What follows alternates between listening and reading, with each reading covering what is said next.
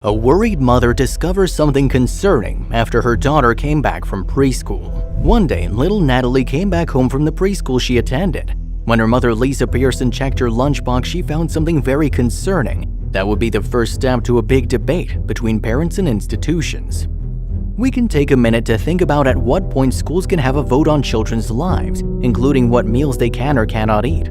This is what happened in Colorado at the Aurora's Children's Academy when Natalie returned from the school. She told her mother she was feeling very hungry, which was odd since Lisa had her pack a full lunch for that day, but she never imagined the reasons behind it.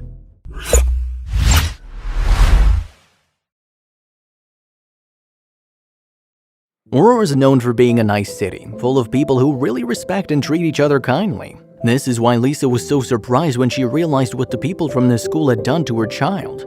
The Children's Academy and Childcare Center is a well-known preschool whose main purpose is to prepare toddlers for advanced learning at elementary school. Lisa was a loving and caring mother who always wanted her child to have the best education.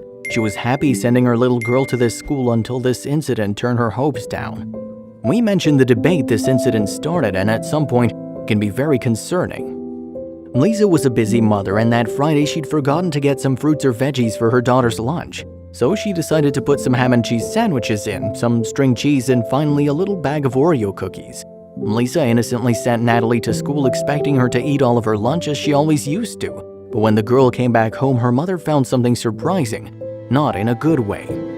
When she started to look at her girl's lunchbox, she found a bag of Oreos still uneaten with a note from a teacher saying, "Dear parents, it is very important that all students have a nutritious lunch. This is a public school setting and all children are required to have a fruit, a vegetable, and a healthy snack from home along with milk. If they have potatoes, the child will also need bread to go along with it." Now you might be thinking this was pretty disrespectful. However, let us think for a moment about some really important parts. First of all, it is necessary to keep in mind that America is the #1 country with child obesity in the world. Second, the amount of sugar and other chemicals Oreo cookies have make them the unhealthiest cookies in the world, which can cause serious heart diseases and diabetes. Of course, if you have these treats just once in a while, there's nothing to worry about, but it's still a concerning fact. The same could have happened at this school, and even if at some point the method they used to get Lisa's attention to her daughter's nutrition was impolite, it was with good reason. However, this was not what Lisa thought, so she decided to post a picture of the note online, and then a great dispute started, and parents gave their opinions against the institution, claiming that no school should be involved when it comes to their children's nutrition, and that it was none of their business to decide what kids could or couldn't eat.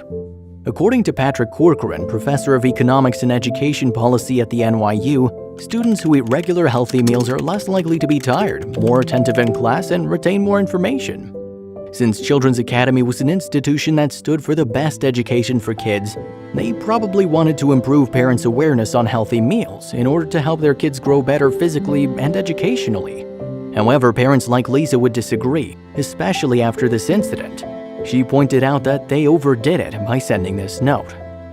But take a moment to think about Lisa's position. No parent wants to be taken as a bad example in front of anyone. And according to Lisa, she felt shamed and claimed that the schools shouldn't have a word in what's healthy or unhealthy in their children's meals, since it was the parents' responsibility.